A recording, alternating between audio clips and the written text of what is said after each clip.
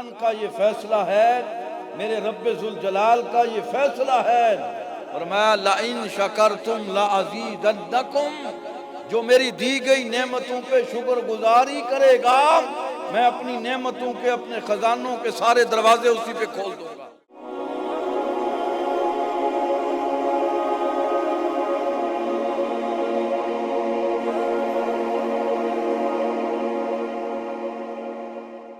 اور یہ بڑی برکتوں والا مہینہ ہے۔ کیا ہے؟ برکتوں والا مہینہ ہے۔ برکت کسے کہتے ہیں؟ برکت یہ ہوتی ہے کہ ایک بندے کا کھانا ہو، اللہ کرم فرما دے تو وہ 10 بندوں کے لیے کافی ہو جاتا ہے۔ اس لیے ہمیشہ ہم دعا کرتے ہیں، کرواتے ہیں کہ یا اللہ ہمارے رزق حلال میں برکت عطا فرما دے۔ قولا آمین۔ ہمیشہ یہ دعا کیا کرو۔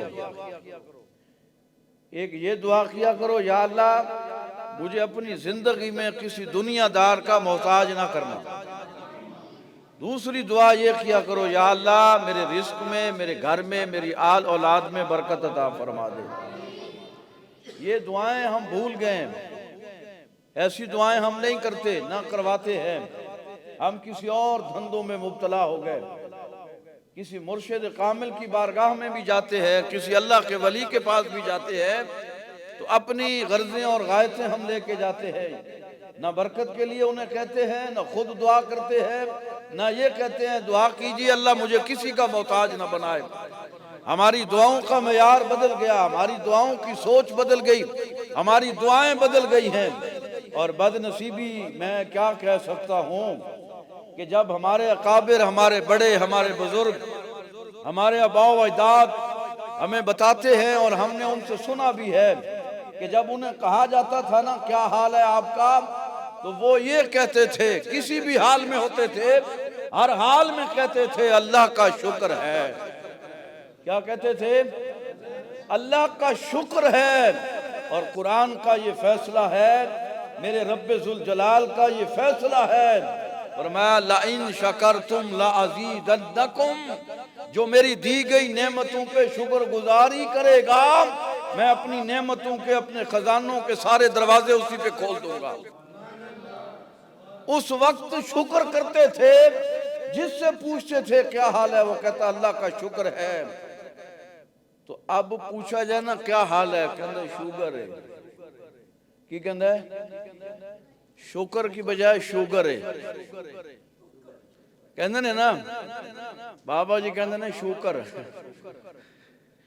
ایسے ہے نا جی، ایسے ہی ہے نا، بڑھے ہی کہندے نے شکر ہے، یعنی شوگر۔ ہر بندے کو شوگر کی بیماری، وجہ کیا ہے؟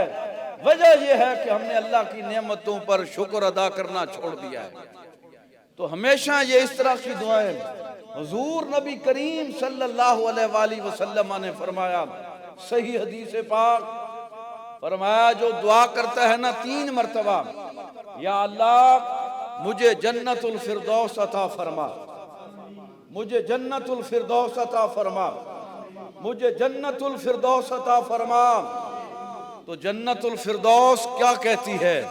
وہ کہتی ہے باری تعالیٰ جلدی جلدی کر اس بندے کو میرے اندر داخل کر دے، اس بندے کو، بولیے اس بندے کو میرے اندر داخل کر دے۔ جنتیں کتنی ہیں؟ جنتیں کتنی ہیں؟ 8۔ کتنی ہیں؟ بولیے جنتیں کتنی ہیں؟ 8 جنتیں ہیں۔ ان میں سب سے مین معتبر جنت، ٹاپ پہ جو جنت ہے، اس جنت میں انبیاء ہوں گے، اس جنت میں رسول ہوں گے، اس جنت میں ابو بکر صدیق ہوگا، اس جنت میں عمر فاروق ہوں گے، اس جنت میں عثمان غنی ہوں گے، اس جنت میں مولا علی شیر خدا ہوں گے، اس جنت میں عشرہ مبشرہ ہوں گے، اس جنت میں 313 بدری صحابہ ہوں گے، اس جنت میں 1400 اصحاب رسول ہوں گے، اس جنت میں کلہم اصحاب رسول ہوں گے، اسی جنت میں داتا ہوں گے، اسی جنت میں خواجہ ہوں گے، اسی جنت میں بابا فرید الدین گنج شکر ہوں گے. یعنی وہ جنت الفردوس ایسی جنت ہے. ہم اس لیے کہتے ہیں، حضور نے اس لیے فرمایا ہے کہ ہمیشہ جب دعا کرو تو یہ دعا کیا کرو، یا اللہ مجھے جنت الفردوس عطا فرما دے. جنت اللہ اکبر، یا رسول اللہ، یا علی، زندہ باد زندہ باد. دوسرا دعا کیا کرو، یا اللہ جہنم سے پناہ عطا فرما. دوزخ سے 3 دفعہ تو کم از کم روزانہ کہا کرو نا جی. ہر نماز میں اگر 3 دفعہ کہو گے تو سبحان اللہ. جب یہ دعا کرتی ہو تو دوزخ کیا کہتی ہے؟ یا اللہ یہ تیرا بندہ مجھ سے پناہ مانگ رہا ہے، اس بندے کو مجھ سے دور کر دے.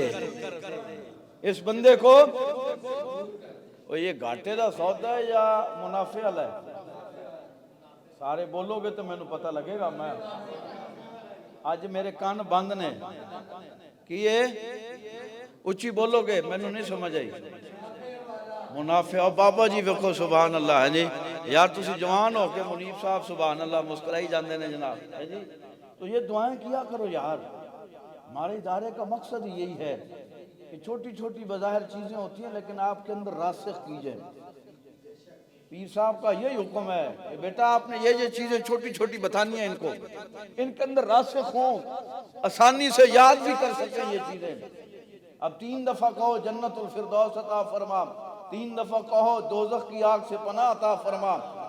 جب کوئی پوچھے کیا حال ہے، کہنے اللہ کا شکر ہے. کیا کہنا ہے؟ بولو کیا کہنا ہے؟ آپ سب کا کیا حال ہے؟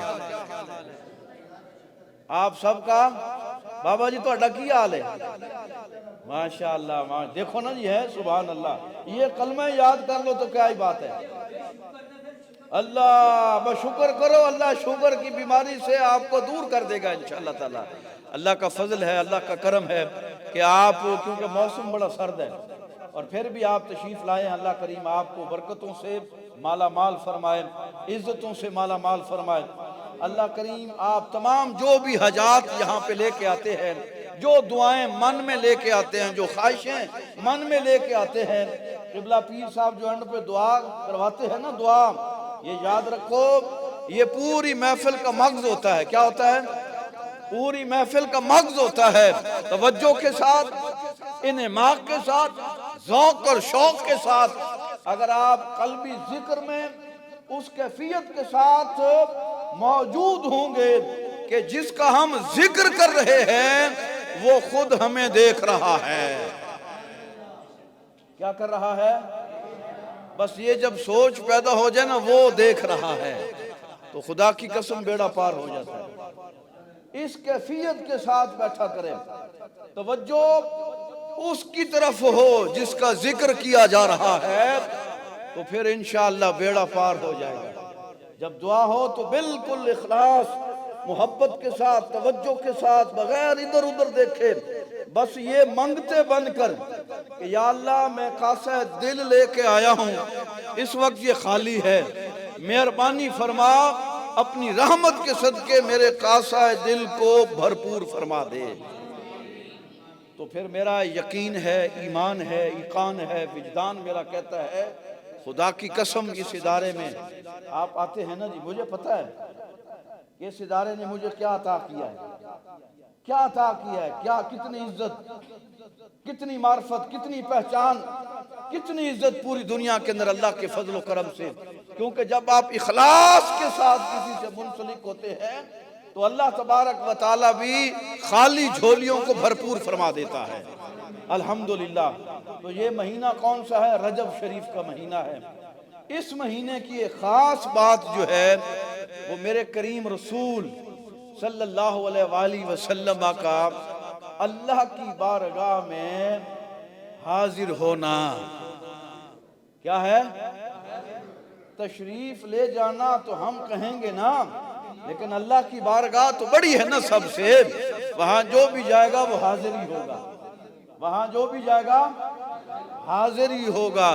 تو اس مہینے کی 27ویں شب کو میرے کریم رسول مختصر سے لمحے میں اتنی منزلیں طے کر گئے کہ جہاں انسان وہم و گمان دم توڑ جاتا ہے، میرے کریم رسول اس سے آگے نکل گئے تھے، اس سے آگے چلے گئے تھے۔ یہاں انسان کی سوچ ختم ہو جاتی ہے، جہاں تخیل ختم ہو جاتا ہے، جہاں عقل جواب دے جاتی ہے، میرا کریم رسول اس سے آگے تشریف لے گئے۔ اس سے آگے کیا؟ بولیے کیا؟ تشریف لے گئے۔ آپ تشریف لاتے ہیں اسی موضوع کی مناسبت سے گفتگو کرنے کے لیے عزت مآب جناب قبلہ ہمارے اس ادارہ کے صدر مدرس شعبہ تحفیظ القرآن جناب علامہ قاری خدا یار صاحب وہ تشریف لائیں، اور مختصر سے وقت میں معراج النبی صلی اللہ علیہ وسلم کے حوالے سے اللہ تبارک و تعالی نے جملہ عبادات جو اپنے محبوب کی امت کو عطا فرمائی، کریم محبوب صلی اللہ علیہ وآلہ وسلم کے ذریعے سے وہ فرش پر عطا فرمائی۔ کہاں عطا فرمائی؟ فرش پر۔ کہاں پہ؟ زمین پر۔ ان جملہ عبادات میں سے ایک عبادت ایسی ہے جسے نماز کہتے ہیں۔ کیا کہتے ہیں؟ بولیے کیا کہتے ہیں؟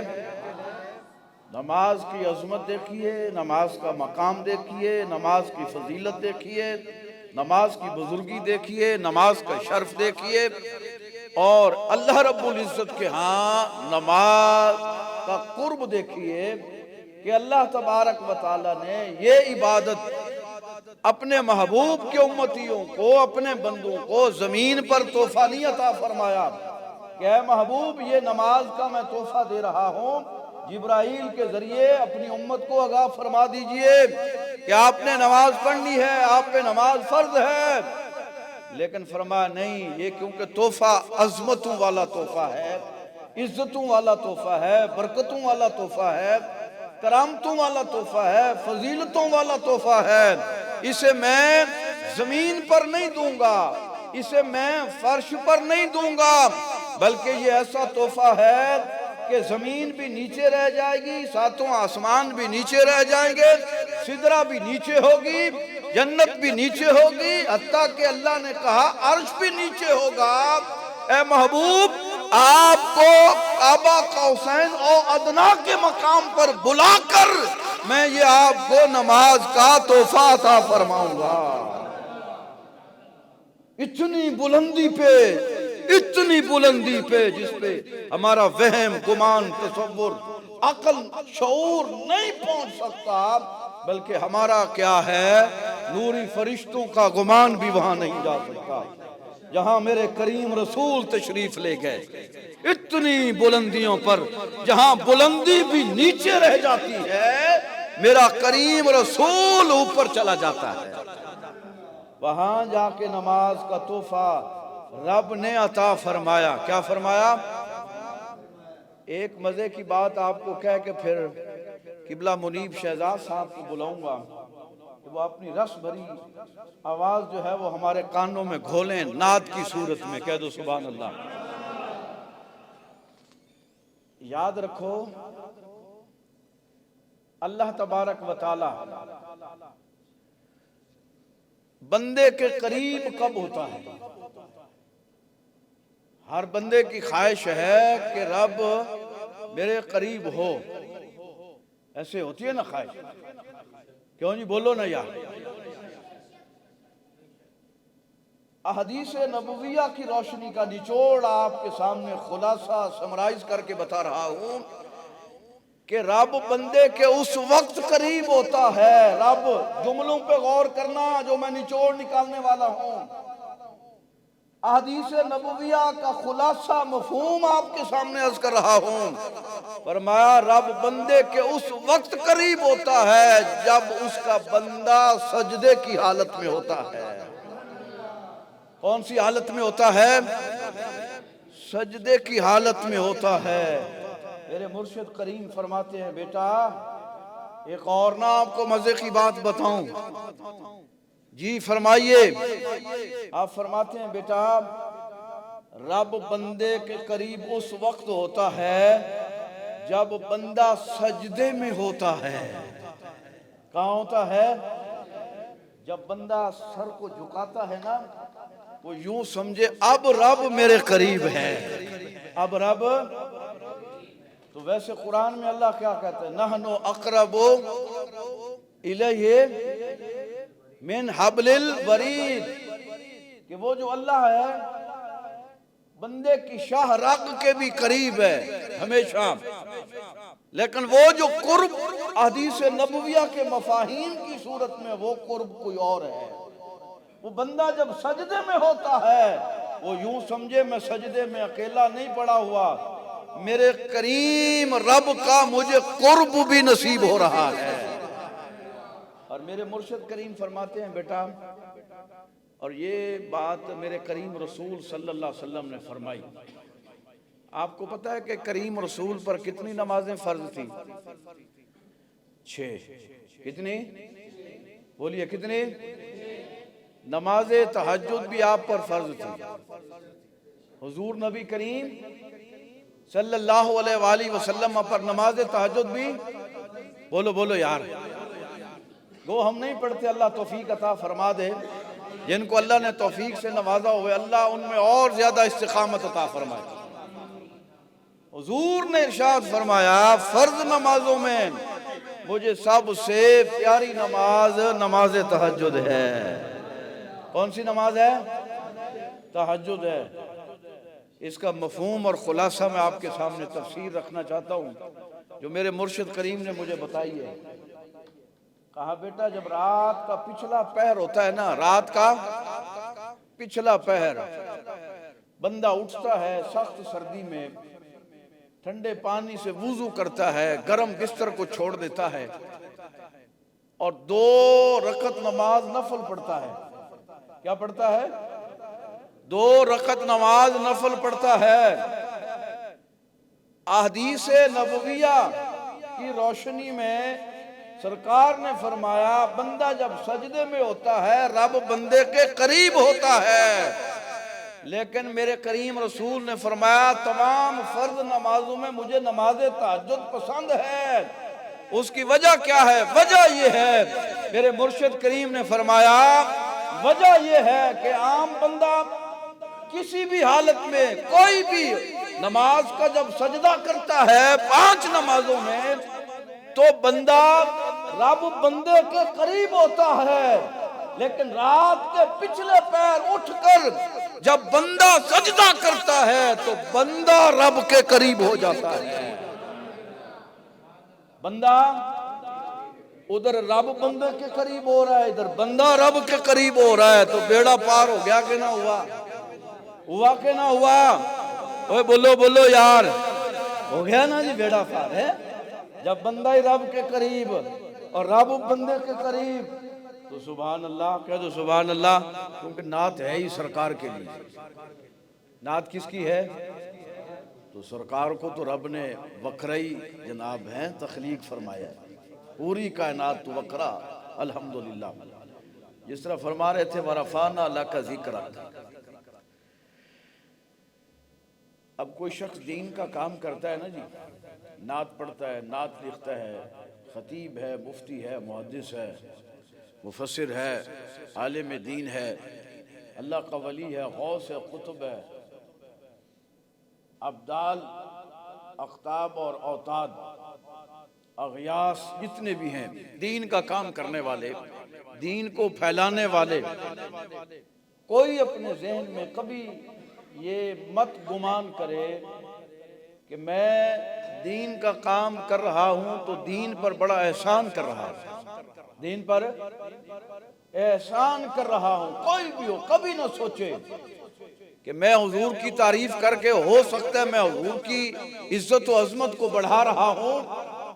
ارے ہم کس کھیت کی مولی ہیں جہاں حضرت حسان بن ثابت رضی اللہ تعالی عنہ فرما گئے کہ یا رسول اللہ میں جب آپ کی تعریف کرتا ہوں نا صرف اس لیے میں تعریف کرتا ہوں کہ اللہ تبارک و تعالی میری جو بات ہے میرے جو جملے ہیں آپ کی تعریف کی نسبت کی وجہ سے اللہ میرے جملوں کو عزت اور شان عطا فرما دے. آپ تو وراء الورا ہیں. ورفعنا لک ذکرک. ایک بندہ بھی کریم رسول کی تعریف نہ کرے ختم کر دے بھی نہیں کرتے. ارے میرا کریم رسول ہماری تعریفوں کے محتاج بولیے محتاج ہم محتاج ہیں. ہم خوش قسمت ہیں کہ ہم کریم رسول کے گیت گاتے ہیں. رب نے ہمیں چنا ہوا ہے. رب نے کیونکہ رب کی تعریف خود رب ذوالجلال فرما رہا ہے. ورفعنا لک ذکرک. اے محبوب ہم نے کسی اور نے نہیں ہم نے آپ کا ذکر آپ ہی کے لیے بلند فرما دیا ہے. یہ میرے کریم رسول سبحان اللہ. ہم جو ذکر کرتے ہیں صرف اپنی عظمت کے لیے اپنی شان کے لیے اپنی عزت کے لیے کہ کریم رسول کے ذکر سے اللہ کریم ہمیں عزتیں عطا فرما دے اور اللہ عزتیں عطا فرماتا بھی ہے. اور آج میں ایک پیشین گوئی بھی کرنا چاہتا ہوں. جب یہ میں نعت پڑھ رہا تھا نا کمال خدا کی قسم ایک ایک جملہ با وزن با مقصد اور حضور کے شایان شان.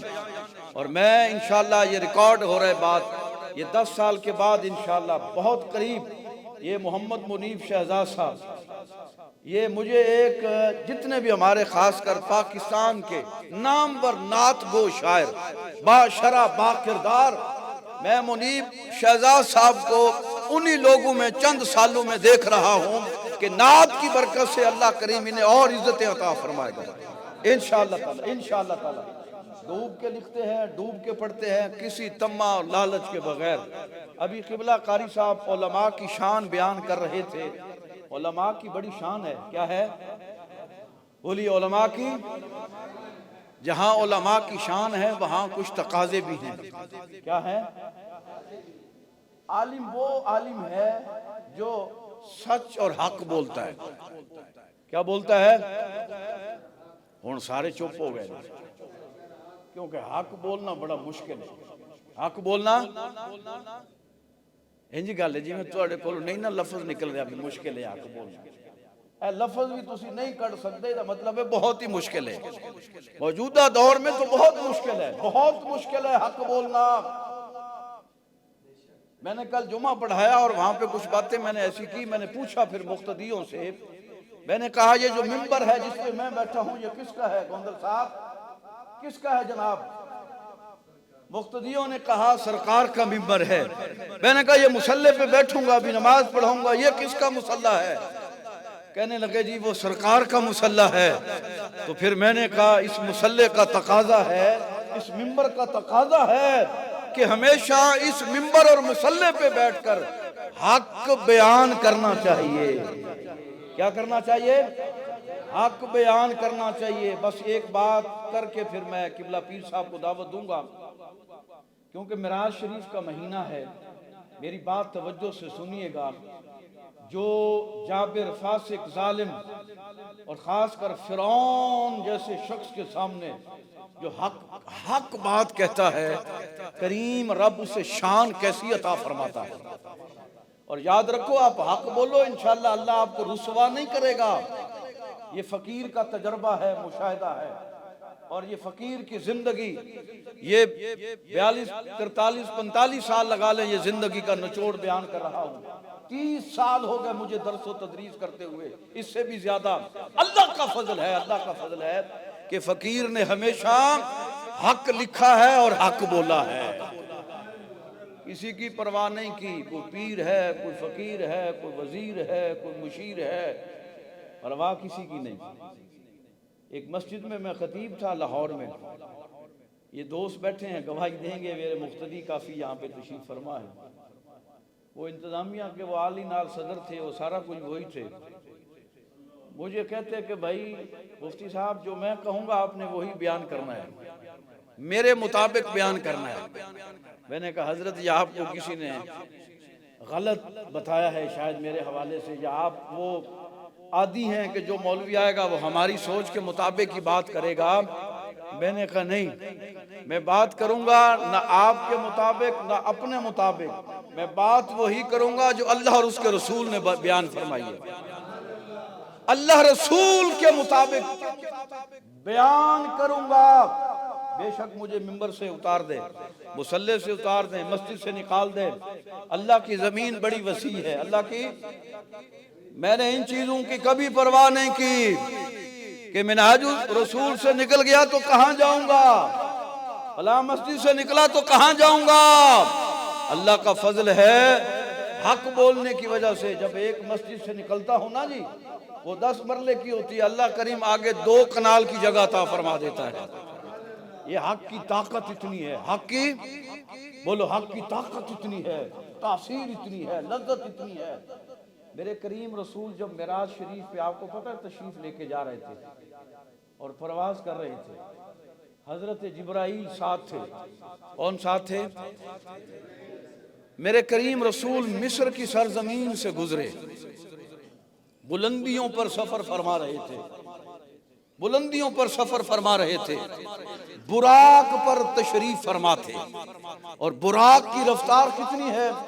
میرے کریم رسول نے فرمایا تا حد نگاہ، انسان کی نگاہ جہاں تک اینڈ ہوتا ہے، براق کا دوسرا قدم وہاں تک پہنچتا ہے، اتنی تیز۔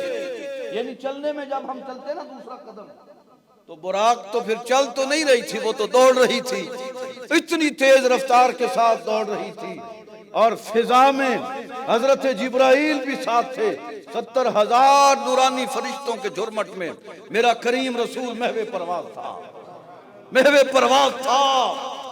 مصر کی سرزمین سے گزرے تو آپ کو جنت کی خوشبو محسوس ہوئی۔ پوچھا جبرائیل، سرکار کو پتہ تھا، اگر وہ نہ پوچھتے تو آج یہ بات ہم تک کیسے پہنچتی؟ یہ سرکار نے جو کچھ پوچھا ہے ہمارے لیے پوچھا ہے، تاکہ میری امت تک یہ بات پہنچ جائے کہ اس سوال کا جواب کیا ہے، ورنہ سرکار تو سب کچھ جانتے ہیں، سرکار سب کچھ جانتے ہیں۔ پوچھا جبرائیل، یہ جنت کی خوشبو کیسی ہے؟ حضرت جبرائیل نے عرض کی، یا رسول اللہ، یہ جس جگہ سے ہم گزر رہے ہیں نا، اور جنت کی خوشبو محسوس ہو رہی ہے، جہاں ایک قبر ہے، کیا ہے؟ اس قبر میں ایک اللہ کی نیک بندی اور اس کی بیٹیوں کی ہڈیوں کو جمع کیا گیا ہے، جمع کیا گیا ہے۔ عرض کی وہ کس بنیاد پر ان کی ہڈیوں کو جمع کیا گیا؟ فرمایا، اے اللہ کے پیارے رسول صلی اللہ علیہ وسلم، فرعون کا دور تھا، آپ کو پتہ ہے فرعون خدا تھا، کیا تھا؟ نعوذ باللہ من ذالک، زمینی خدا بنا ہوا تھا، ظالم، اتنا فاجر فاسق۔ فرمانے لگے کہ اچانک ایک دفعہ ایسا ہوا، آپ کے گھر کی کسی خاتون کو ایک ملازمہ تھی، وہ کنگھی کر رہی تھی، کنگھی کرتے کرتے وہ کنگھی جو نیچے گری، اس خاتون نے اللہ کا نام لے لیا۔ کس کا نام لیا؟ اللہ کا نام لے لیا۔ تو اس نے کہا، فرعون کو نہیں مانتی ہو خدا؟ یہ رب کون سا ہے جس کا نام لے رہی ہو؟ فرمایا، میرا رب وہ ہے جو سورج کو مشرق سے نکالتا ہے، مغرب میں غروب کر دیتا ہے، میرا رب وہ ہے، میں اس کو مانتی ہوں۔ بات فرعون تک پہنچی، فرعون نے اس کو طلب کیا کہ بتا، مجھے خدا نہیں مانتی، مجھے رب نہیں مانتی، یہ ہے حق؟ ڈر جاتی، سہم جاتی، فرعون کے محل میں ہوں، مجھے فیسیلیٹیٹ کیا گیا ہے، یہاں پہ ساری سہولتیں میسر ہیں، آج میرا راز کھلا ہے تو میں مکر جاؤں، نیتوں کا حال تو اللہ جانتا ہے، لیکن کہا نہیں، جو دل میں ہے وہی زبان پر ہوگا، وہی زبان پر ہوگا۔ ہمارے دل میں کچھ اور ہوتا ہے، زبان پر اور ہوتا ہے، منافقت کا راج ہے، موجہ ہی موجہ نہیں۔ لیکن اس نے کہا، ہاں میں تجھے رب نہیں مانتی، میں تو اپنے اس کریم رب کو مانتی ہوں جو میرا پالن ہار ہے، جو مجھے رزق دے رہا ہے۔ تو نہیں دے رہا، تجھے بھی وہی دے رہا ہے ظالم، تو خدا نہیں ہے، رب میرا وہ ہے۔ اس نے کہا اتنی تو دلیر جرت مند کہ میرے سامنے تجھے یہ کہنے کی جرت، میری نوکر، میری ملازمہ۔ کہا اس کی بچیوں کو بلاؤ۔ 6 مہینے کی شیر خار بچی، ایک 1.5 سال کی بچی، ایک 3 سال کی بچی، 3 بچیاں لائی گئیں۔ کہا آگ کا کڑھا گرم کرو، تیل گرم کیا گیا، تیل ابلنے لگا۔ کہا اس کی 6 مہینے کی بچی کو پکڑو اور اسے الٹا کرو اور اس کڑھا میں ڈالو۔ کڑھا میں ڈالنے سے پوچھا پہلے کہ تیری یہ شیر خار بچی 6 مہینے کی آگ میں ڈالنے لگے ہے، توبہ کر لے، مجھے خدا مان لے۔ اس عورت کا جملہ سنیے، اس نے کہا او ظالم سن، یہ ایک بچی ہے نا، اگر میری 1000 بچیاں بھی ہوتی میں رب پر قربان کر دیتی، رب پہ قربان کر دیتی۔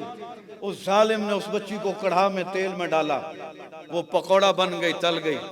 دوسری بچی کو اٹھایا، اٹھاؤ، 1.5 سال کی بچی، جب اسے پکڑا تو وہ مسکرانے لگی، وہ ہنس رہی تھی۔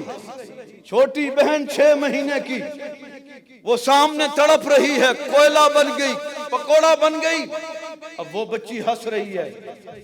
آج منیب صاحب اور میں، ایک خاتون تھی، وہ یوٹیوبر ہے، بڑا کام کر رہی ہے وہ بھی، اس کے والد صاحب فوت ہوئے تو ہم تعزیت کے لیے گئے، تو اس نے اپنے والد کی نا فوٹو ہمیں دکھائی کہ یہ دیکھو یہ مسکرا رہے ہیں۔ تو مفتی صاحب یہ جاتے جاتے گلاب کے پھول پہنے ہوئے تھے اور مسکرا رہے تھے، کیوں جی؟ تو یہ کیوں مسکرا رہے ہیں؟ میں نے پھر وجہ بیان کی، میں نے کہا مسکرا اس لیے رہے، یہ انسانی فطرت ہے، جب انسان کو آگے والی منزل اس کی اچھی نظر آئے تو وہ مسکراتا ہے۔ کیا کرتا ہے؟ مسکراتا ہے۔ منزل آگے صاف ہو، واضح منزل، مقصود مل جائے تو وہ مسکراتا ہے، واویلا نہیں کرتا، شور نہیں کرتا، اس کے چہرے پہ مسکراہٹ ہوتی ہے۔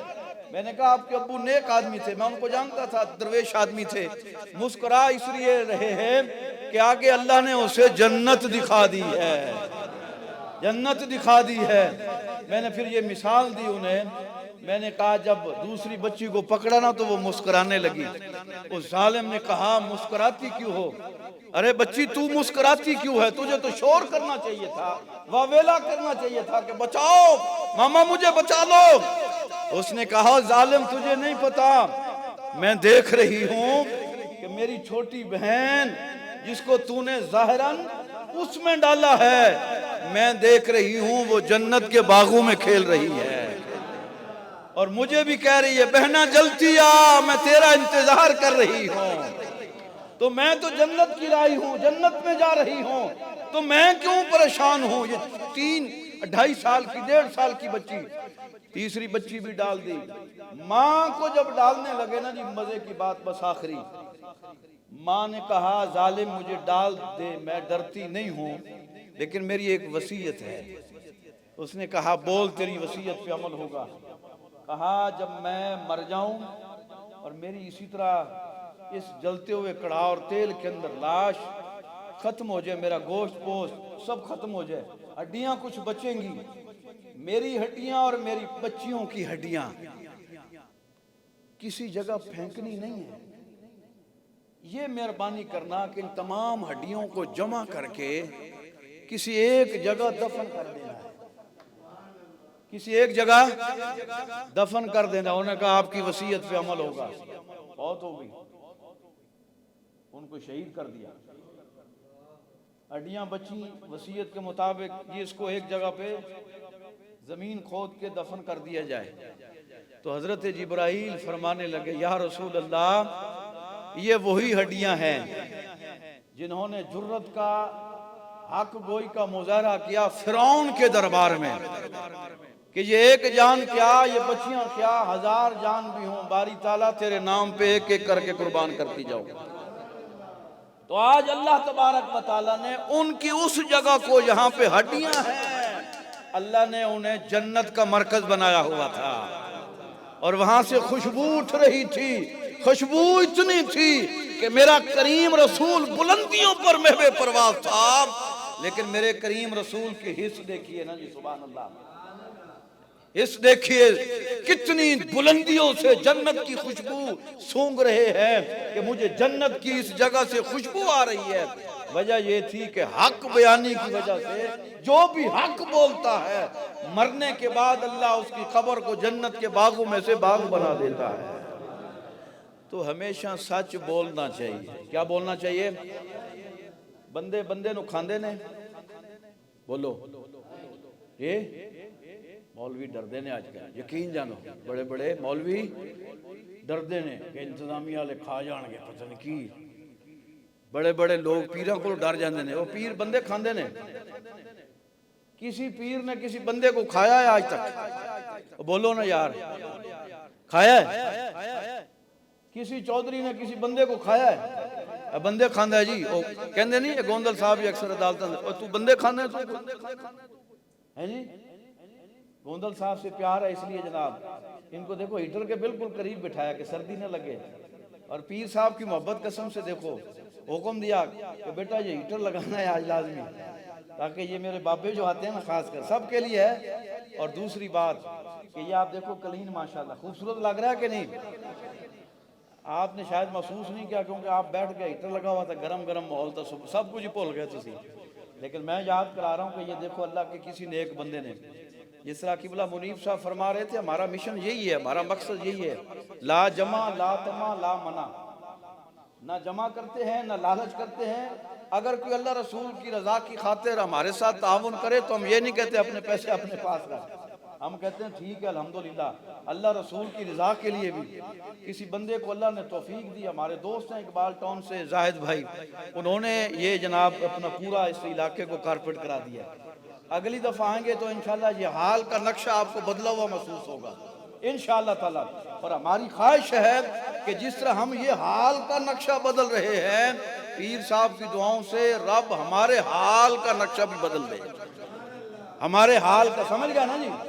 تسی اپنے ان گھراں دے حال نہ سمجھ لو، اپنا جڑا حال ہوندا ہے حال احوال، اس سے حال احوال جمع کہ اللہ کریم وہ ہمارے احوال بھی بدل کے رکھ دے انشاءاللہ تعالی۔ اگلا ہمارا یہ سٹیپ ہے، یہ 7 لائبریری ہے یہاں پہ انشاءاللہ پیر صاحب کی بہترین ہم نشست گاہ بھی بنا رہے ہیں اور اس کو ہم ڈیکوریٹ کر رہے ہیں، کارپیٹڈ کر رہے ہیں، اور ساری انشاءاللہ چاروں طرف سے تفاسیر، احادیث، تاریخ، سیرت، انشاءاللہ ایک بہترین قسم کی لائبریری کہ جب بندہ اندر جائے گا اس کا کوئی کتاب پڑھنے کو نثار صاحب دل نہیں بھی کرے گا، وہ ایسے کارپیٹڈ خوبصورت ماحول کے اندر جا کے وہ کہے گا نہیں یار ہوں آ گیا تو ہوں ایک کتاب آج پوری پڑھ کے ہی جاؤں گا میں انشاءاللہ ہم اس ادارے کو ایسا کارپیٹڈ اے سی ہیٹر بہترین ماحول تاکہ آنے والے مہمان یہاں پہ خوشی محسوس کریں، فرحت محسوس کریں، سکون محسوس کریں اور اطمینان قلب محسوس کریں۔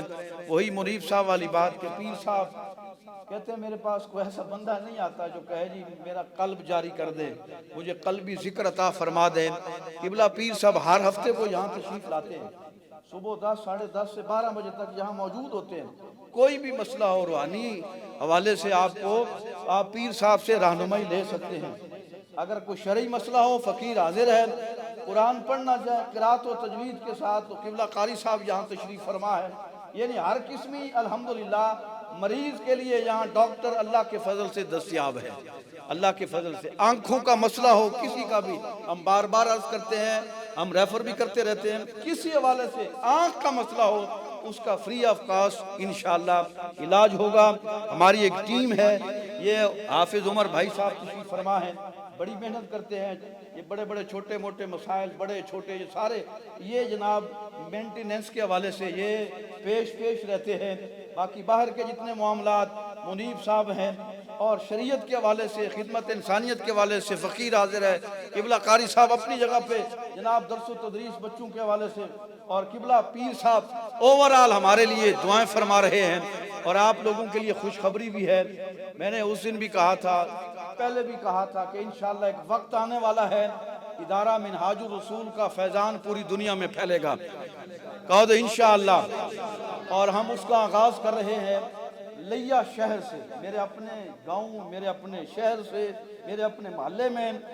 پچھلے ہفتے میں وہاں گیا تھا، میں نے کرائے پہ مکان ہم نے لیا ہے، فی الحال انشاءاللہ اپنی جگہ بھی ہے، کسی اللہ کے بندے نے ایک 18 مرلے جگہ دی ہے مسجد کے لیے، لیکن ہم نے اس کا نام بھی جامع مسجد منہاج الرسول رکھا ہے الحمدللہ، اور اس کا باقاعدہ افتتاح ہوگا، موسم ذرا جناب سنگ بنیاد رکھا جائے گا، موسم ذرا ٹھیک ہو جائے، لیکن انشاءاللہ اگلے مہینے فروری سے ہم لیا شہر میں اپنے گاؤں میں، اپنے محلے میں ادارہ منہاج الرسول، یہ جو ہمارا سیکریٹریٹ ہے، ہیڈ آفس ہے، اس کی ہم دوسری شاخ کا انشاءاللہ جلد افتتاح کرنے والے ہیں اللہ کے فضل سے۔ اور تیسری خوشخبری آپ سب احباب کے لیے، یہ الرحیم گارڈن رچنا ٹاؤن کے بالمقابل اللہ کے فضل سے، ہم چندے والے نہیں ہیں، کوئی کندہ ملا دے تو دوست ملاتے بھی ہیں، ان کی عظمت کو سلوٹ ہے۔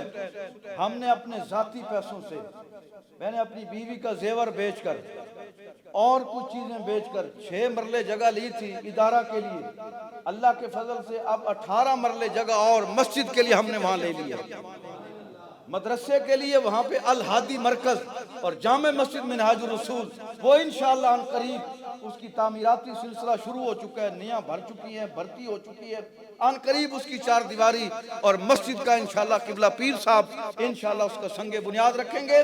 تو یہ ہمارے منصوبہ جات ہیں، ہم صرف باتیں نہیں کر رہے، اللہ کے فضل و کرم سے ہماری جو خواہش اور کوشش ہے، اور بہت جلد سیالکوٹ اور گجرانوالہ اور حافظ آباد میں بھی ادارہ منہاج الرسول کے نام سے ہم دینی مدارس قائم کر رہے ہیں۔ اللہ کے فضل و کرم سے یہ فیضان پوری دنیا میں پھیلے گا، یہ فیضان پوری دنیا میں پھیلے گا، یہ فیضان پوری دنیا میں پھیلے گا انشاءاللہ تعالی۔ اللہ کے فضل و کرم سے جس طرح آپ ہمارے ساتھ ملے ہیں، جڑے ہوئے ہیں کاندھے سے کاندھا، وہی بات کہ ہمیں چندہ نہیں، زبردستی نہیں چندہ، ہمیں آپ کا کندھا چاہیے، ہمیں کندھا اور بندہ چاہیے، آپ ساتھ ہونا انشاءاللہ تعالی۔ ہاتھ کھڑے کر کے جناب جی، یہ کیمرہ مین بھی ذرا گھمایا کرے نا تھوڑا سا جناب، اگر یہ گھومتا ہے، یہ ایک ہی جگہ ایلفی لگی ہے تو پھر ٹھیک ہے، نہیں تھوڑا گھما دیں مہربانی ہوگی۔ ساتھ ہیں انشاءاللہ، بس آپ ساتھ ہیں تو رب رسول، اور بڑی محبت کے ساتھ، بڑے ذوق اور شوق کے ساتھ ہمارے جو اس کارواں کے سرخیل ہیں، سپہ سالار ہیں، ہم تو خادم ہیں، ان کے بیٹے ہیں، کارکن ہیں، خادم ہیں، انشاءاللہ تعالی جب اس جسم کے اندر آخری سانس ہے، انشاءاللہ اس ادارے کے ساتھ، اس مشن کے ساتھ اور قبلہ پیر صاحب کے ساتھ انشاءاللہ وفا ہوگی انشاءاللہ تعالی۔